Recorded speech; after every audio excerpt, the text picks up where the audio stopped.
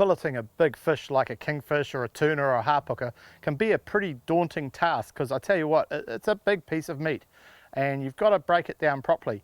Now, a lot of people say, oh, steak a kingfish, cutting it across the grain of the flesh. I don't like to do that, because what happens when you do that, it lets all the moisture come out when you're cooking it. So what I prefer to do is break it down, and this kingfish here, we're going to smoke some of it and we're going to eat some of it as pieces. So I'm going to break it down into some pieces for smoking and some pieces for cooking. So I'll show you how I do it. The first thing I do is actually just fillet it like a normal fish. Preparation for filleting a big fish is key. What you need is a good bin to put all your scraps and your fillets in until you break them down further. Keep them off the ground or whatever and keep them clean. Definitely a good filleting area. So I've got a big table here that I can fillet on, but a stainless bench, a worktop of some description is great. One of those mesh gloves is really handy. That can actually protect your hands and make it a lot easier to fillet your catch. So let's get on with filleting. The first cut is like normal, just up around the head. And don't be scared to get aggressive with your knife here. I've pre-gutted this fish. Now the first cut takes off the wing, and the wing I will use for smoking. Don't be scared to break bones and bend things to get the things off. Wings are really good for smoking. They smoke up really well.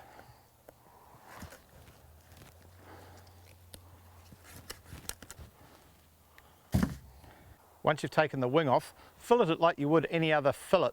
I'll show you, I've moved around to this side of the bench just to show you the cut lines to make it a bit simpler. So come in down the backbone as you would with any other fish, all the way down.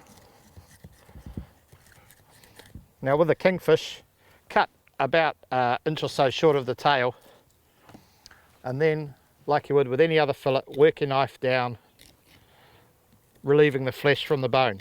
Don't worry if you leave a bit, because the kingfish has a really big backbone that you have to work over, but what we do is smoke the frames, because they make delicious finger food at parties or a snack at lunchtime. You can see there the size of the backbone. That's what makes kingfish such a tough fish. And I'm just working my way up, relieving the flesh, and then I'm going to get to the rib cage, and you need a bit of brute force to get through the rib cage, and then you break every bone in the rib cage and the whole fillet will come off.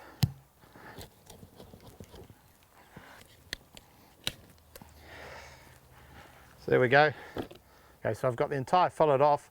Basically turn it over and do the exact same on the reverse side.